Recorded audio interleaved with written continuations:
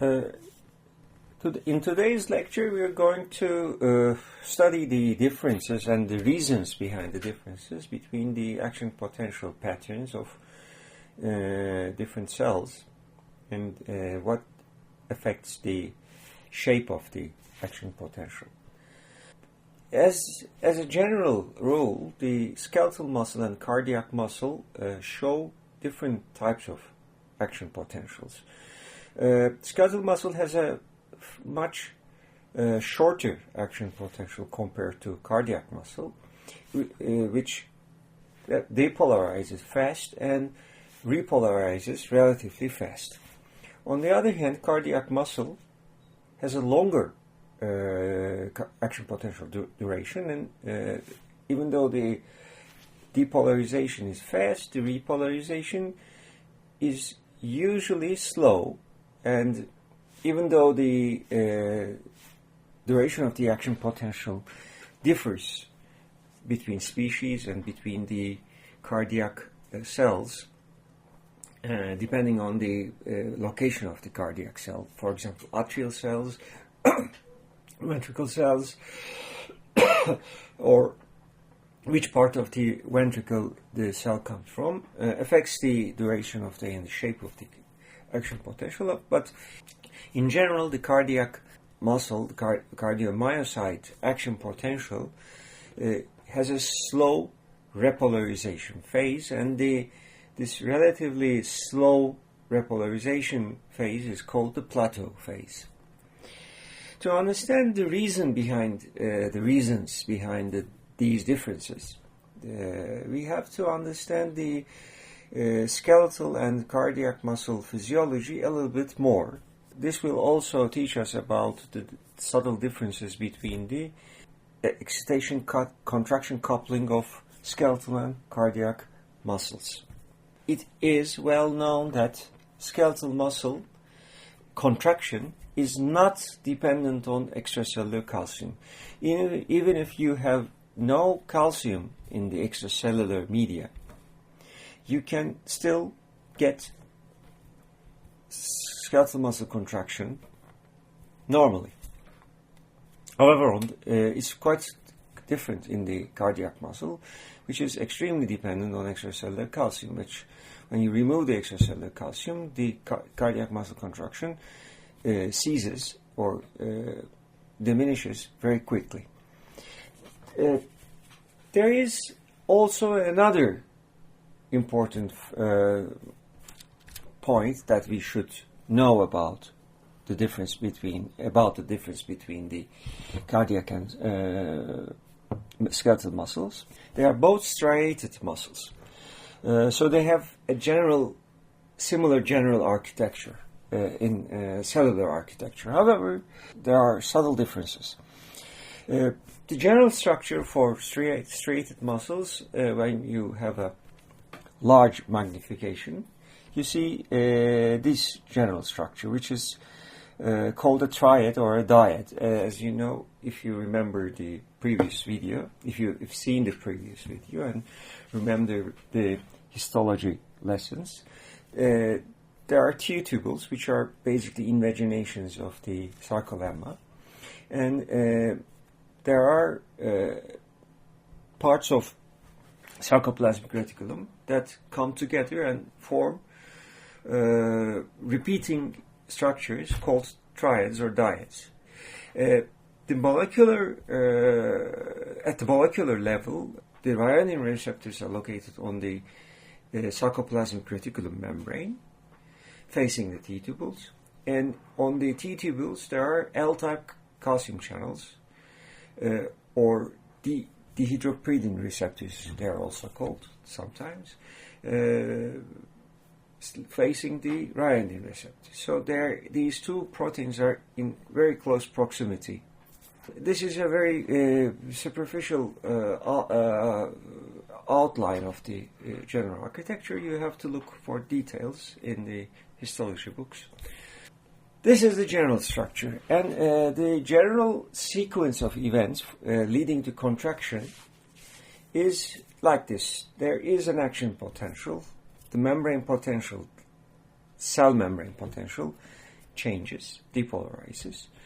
This depolarizes the T-tubule because these two parts are interconnected. Depolarization in the T-tubule affects the L-type channels. They are activated, and this activation leads to the activation of ryanine receptors. When they are activated, they causes the release of stored calcium to be released into the cell cytoplasm. Then this leads to contraction. The calcium is stored in the sarcoplasmic reticulum. So this part of contraction is called the coupling between excitation.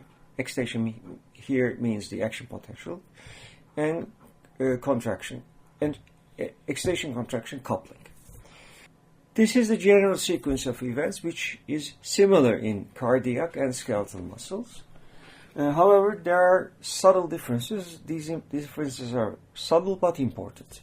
In cardiac muscles, if you remember the previous video, this cross-activation between L-type channels and ryanine receptors is due to calcium going into the cell through the activation of L-type calcium channels. The change in membrane potential, the action potential, activates the L-type channel, which opens, and this channel, ionic channel, passes the calcium ions from the extracellular solution. This calcium ion influx is small. It is not enough to cause contraction, but its function is not to cause contraction, but to activate the ryanine receptors, which are positioned very close to the L-type channels. So, even if very little calcium goes into the cell, this is enough for the ryanine receptors to be activated, and when they are activated, these are ligand-gated channels, as you remember, and binding of calcium activates them. Then the calcium release starts, and there's also another phenomenon called calcium release, which is basically a positive feedback mechanism, which assures the release of a sufficient amount of calcium into the cytoplasm for the contraction to start. So in the cardiac muscle, this is the coupling between the L-type channel activation and the ryanine receptor activation. However, in the skeletal muscle cells, the L-type calcium channels, even though they are very similar to the cardiac muscle L-type calcium channels, are not the same protein. They are related, but subtypes of each other. So, in a skeletal muscle, there is no need for a calcium influx. When the calcium channel changes conformation due to voltage change, transmembrane voltage change, this change in the conformation is directly activates ryanine receptors, which basically the L-type calcium channel is in physical contact with. This is a much faster coupling between two proteins. But the end result is the same. When the ryanine receptor is activated, it releases calcium from the stores, internal stores, and also there is calcium in this calcium release in the skeletal muscle. The reason why there is not much calcium flux through the L-type channel is debated. Either because the channel itself is different than the cardiac muscle channel, or as the action potential duration is shorter, L-type calcium channels may not have enough time to get activated. We'll come to this in a short while. Okay, so this is what we know. There is direct coupling between L-type calcium channels and ryanine receptors in skeletal muscle cells, but there is coupling between the L-type channels and ryanodine receptors using the influx of calcium. However, the calcium that causes the contraction, the bulk of the calcium that causes the intracellular increase of this ion, comes from the source. We mentioned this in detail in the previous video. We discussed it in the previous video, so you should refer to that video to understand the details. Okay, let's continue with the skeletal muscle action potential and cardiac muscle action potential. Basically, what's happening. So to understand, simply understand the action potential, we have to understand what causes the membrane to change its potential. The action potential is usually occurs between minus 80 millivolts, 70 millivolts, around that potential, resting potential membrane. Can be even more negative than that. Suddenly goes up to 30 millivolts, plus 40 millivolts, 30 millivolts, and then comes back to its original value, the resting value again. To understand why these changes occur, we have to go back to Goldman-Hodgkin-Katz equation. This is the form of the equation written for only two ions, the potassium and sodium. There are other ions involved here, but start with easier to understand example. We'll only consider these two ions. So this bit, the rapid depolarization phase, is due to change in the relative values of conductances for these two ions. If you look at the Nernst or equilibrium potential for potassium and sodium, you see that they're quite different. Potassium is around minus 80, probably 90 millivolts, depending on the cell, but around these values.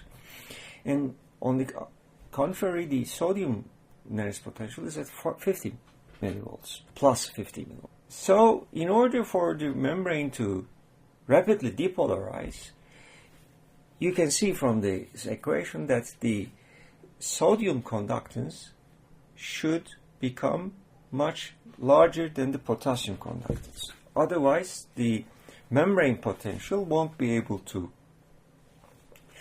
depolarize and become similar to E sodium.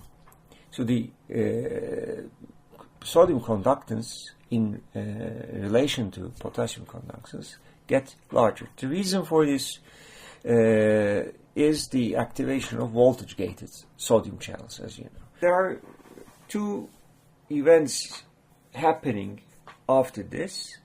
One is voltage-gated sodium channels is deactivated, which they close down. There's also another channel, voltage-activated potassium channels, get activated. These two events has the same result. The inactivation of voltage-gated sodium channels decreases the G sodium, and the activation of voltage-gated potassium channels increases the GK, which means that the membrane potential will go back to EK levels, which means repolarization. So this bit is due to reversal of the conductances. In the depolarization phase, the G sodium becomes much more larger than the GK. Now the GK becomes larger in comparison to G sodium, which brings back the membrane potential to resting levels. However, this is not also a stable situation, because as the membrane goes back to minus voltages, the potassium voltage-activated potassium channels will also close. So at the end, what is left behind is the non-voltage dependent potassium and sodium current, which gives us the resting membrane potential. So membrane goes back to where it starts. As I said, there are other ions important for the membrane potential. So let's start to put them in.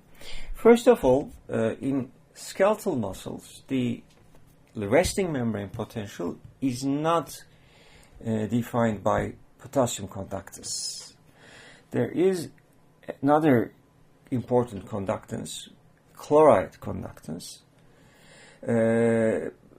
determines this resting membrane potential for the skeletal muscle. And also you have to understand that the reversal potential, the Nernst potential, or the equilibrium potential, these are all the same thing, for chloride is quite negative, so minus 75, minus 80 millivolts.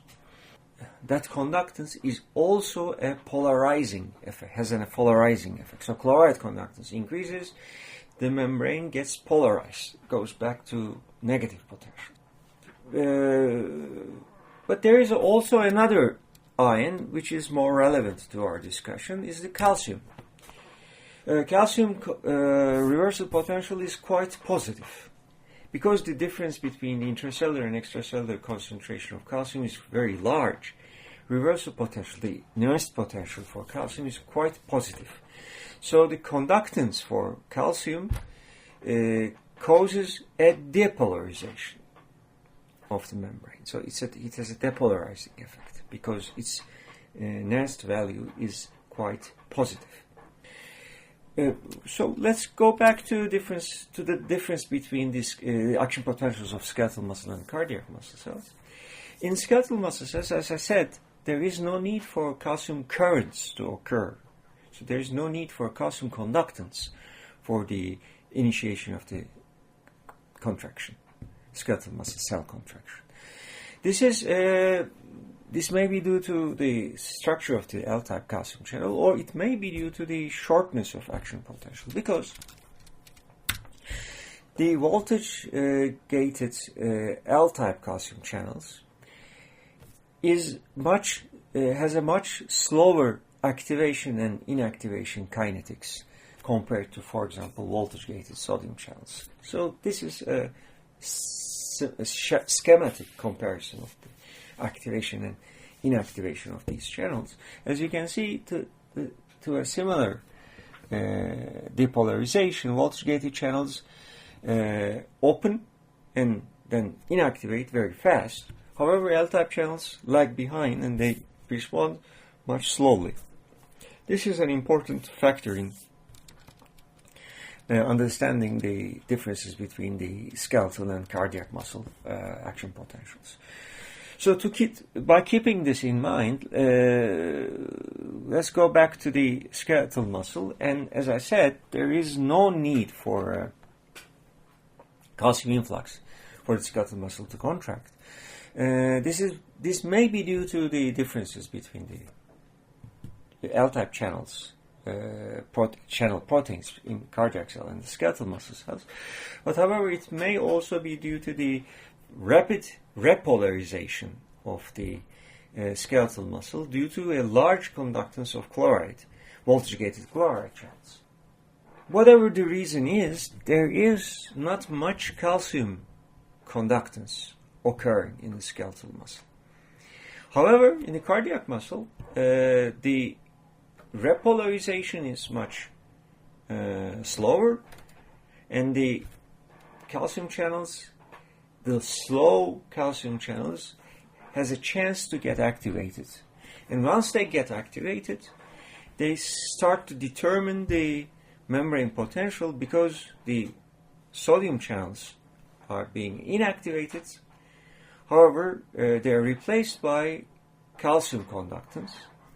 Both the sodium and the calcium conductance has a depolarizing effect. So this decay in the voltage-gated sodium channel conductance is compensated by increase in the calcium conductance.